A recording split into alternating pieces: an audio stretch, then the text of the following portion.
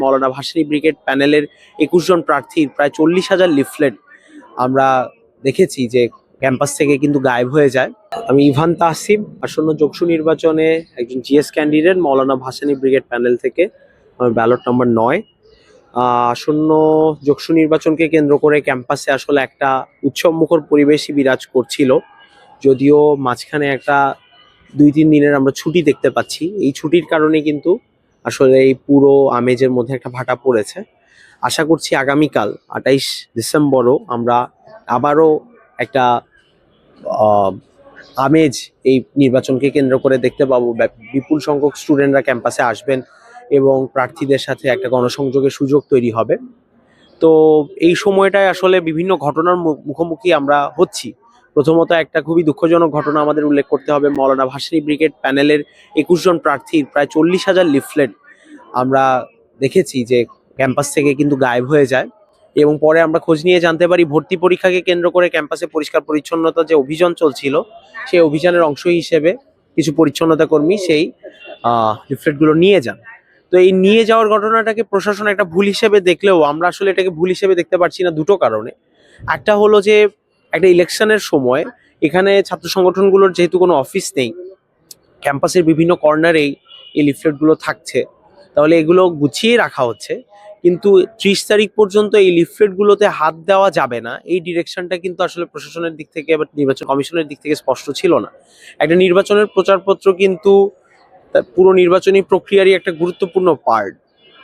যতক্ষণ না পর্যন্ত ইলেকশন ক্যাম্পেইন এবং ভোট গ্রহণ এবং ফলাফলের কার্যক্রম শেষ না হচ্ছে, ফলাফল ঘোষণা না হচ্ছে, ততক্ষণ পর্যন্ত এই প্রচারপত্রে আসলে হাত দেওয়া বারণ।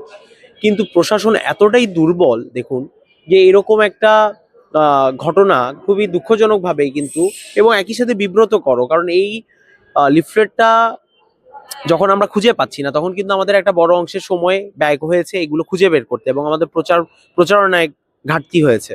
এবং এরপর যখন আমরা লিফলেটগুলো উদ্ধার করতে পারলাম, আমরা দেখতে পেলাম যে এই লিফলেটের মধ্যে একটা বড় অংশ মানে আমাদের একাধিক প্রার্থীর এবং কিছু কিছু ক্ষেত্রে সম্ভাবনাময় প্রার্থীর লিফলেট কিন্তু সেখানে অনুপস্থিত।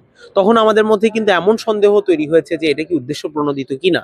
আমরা প্রশাসনকে জানিয়েছি যে এই ব্যাপারে শক্ত একটা তদন্ত হওয়া দরকার, আর একই সাথে আমরা যে লিফলেটগুলো আর খুঁজে পাইনি সেই লিফলেটের ক্ষতিপূরণ দাবি করেছি, প্রচারপত্র ছাপানোর জন্য ক্ষতিপূরণ দাবি করেছি। কারণ বন্ধুগণ, এই অল্প সময়ের মধ্যে আসলে কিন্তু আমাদের এই নানান চ্যালেঞ্জ ফেস করে আমাদের এই ইলেকশনের ক্যাম্পেইনটা করতে হচ্ছে। এখন যেহেতু ক্যাম্পাস অফ এবং আনুষ্ঠানিকভাবে আজকেই শেষ দিন প্রচারণার, যদিও ক্যাম্পাস অফ, আমরা মেসগুলোতে যাচ্ছি, বাসায় যাচ্ছি, বিভিন্ন পাড়া মহল্লায়, যেখানে আমাদের পুরান ঢাকায় এরকম বিভিন্ন পাড়া মহল্লা আছে যেখানে একসাথে অনেক জগন্নাথ বিশ্ববিদ্যালয়ের শিক্ষার্থীরা থাকেন, তাদের কাছে পৌঁছানোর চেষ্টা করছি। এবং পথে ঘাটেই এই লিফলেট সার্কুলেশন, প্রচারপত্র বিলি এবং দেখা সাক্ষাতের মধ্য দিয়ে আসলে এই প্রচারণাটা আমাদের চালিয়ে নিতে হচ্ছে।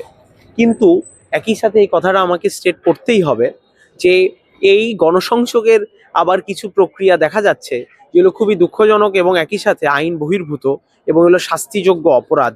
এবং সেটা হলো যে আমরা দেখেছি যে ক্যাম্পাসে কিন্তু বিভিন্ন জেলা কল্যাণের নাম করে, জেলা কল্যাণ পরিষদের বারবিকিউ পার্টির নাম করে ক্যাম্পাসে প্রোগ্রাম হচ্ছে, এবং সেই প্রোগ্রামগুলোতে বিভিন্ন প্যানেল, বিভিন্ন সংগঠনের প্যানেল, বিশেষ করে ছাত্র দল সমর্থিত প্যানেল এবং ছাত্র শিবির সমর্থিত প্যানেলে একটা বড় অঙ্কের টাকা ঢালছে এবং সেখানে প্রচার করছেন। তাহলে এইটা দুই দিক থেকেই কিন্তু প্রবলেম্যাটিক। একটা হচ্ছে যে 30 তারিখ পর্যন্ত ক্যাম্পাসে যে কোনো ধরনের কালচারাল সোশ্যাল অ্যাক্টিভিটি বন্ধ থাকার কথা, তারপরে এগুলো হচ্ছে। এবং দ্বিতীয়ত হচ্ছে যে এই প্যানেলগুলো এভাবে টাকা ঢালতে পারে না, তার সামর্থ্য থাকলেও এটা আইনত নিষিদ্ধ। কারণ একটা প্রার্থী কত টাকা খরচ করতে পারবে নির্বাচনী প্রচারণায় সেটা কিন্তু ফিক্স করা আছে। তাহলে এই যে লক্ষ লক্ষ টাকার ছড়াছড়ি, মানি মাসেল এবং মিডিয়ার ছড়াছড়ি আমরা একটা ইলেকশনে দেখতে পাচ্ছি, আমি এই কথা নিঃসন্দেহে এই মুহূর্তে বলতে পারি যে জগন্নাথ বিশ্ববিদ্যালয়ের ছাত্র সংসদ নির্বাচনটা বাংলাদেশে অন্য যে কোনো একটা ইউনিয়ন পরিষদের নির্বাচনের মতোই পরিণত হচ্ছে। ফলে 30 তারিখকে যে ভোট দিতে যারা আসবেন, আপনারা শিক্ষার্থীরা এবং আমার ভোটাররা, আপনাদের সকলের প্রতি আমাদের একটা বিনীত আবেদন থাকবে যে যেন তেমনটা না হয়, যেন এই যোগসু নির্বাচনের একটা আলাদা মহত্ব থাকে এবং একটা বিশ্ববিদ্যালয় নির্বাচন হিসেবে যেন সে তার প্রাইডটা নিয়ে থাকতে পারে। সেই জন্য বলবো যে ভেবে চিনতে এবং প্রত্যেকের বক্তব্যগুলো খেয়াল করে, প্রত্যেকের ইশতেহারগুলো ভালো করে পর্যালোচনা করে যারা যোগ্য সেই প্রার্থীদেরকেই আপনারা নির্বাচিত করুন, তাদের পক্ষেই আপনাদের রায়টা 30 তারিখে দিন।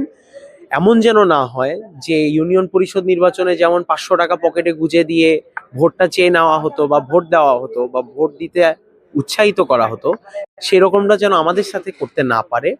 আমরা সেই আশাবাদটা এই নির্বাচনকে নিয়ে প্রত্যাশা করি, যেহেতু এটা জগন্নাথ বিশ্ববিদ্যালয়ের প্রথম নির্বাচন, ছাত্র সংসদ নির্বাচন অ্যাজ বিশ্ববিদ্যালয়, এবং একই সাথে এটা গণঅভ্যুত্থানের পরে একটা ঘটনা, এটা একটা ইতিহাস হয়ে থাকবে। আমরা এই ইতিহাসটাকে একটা সুন্দর দৃষ্টান্ত হিসেবে প্রতিষ্ঠা করতে চাই।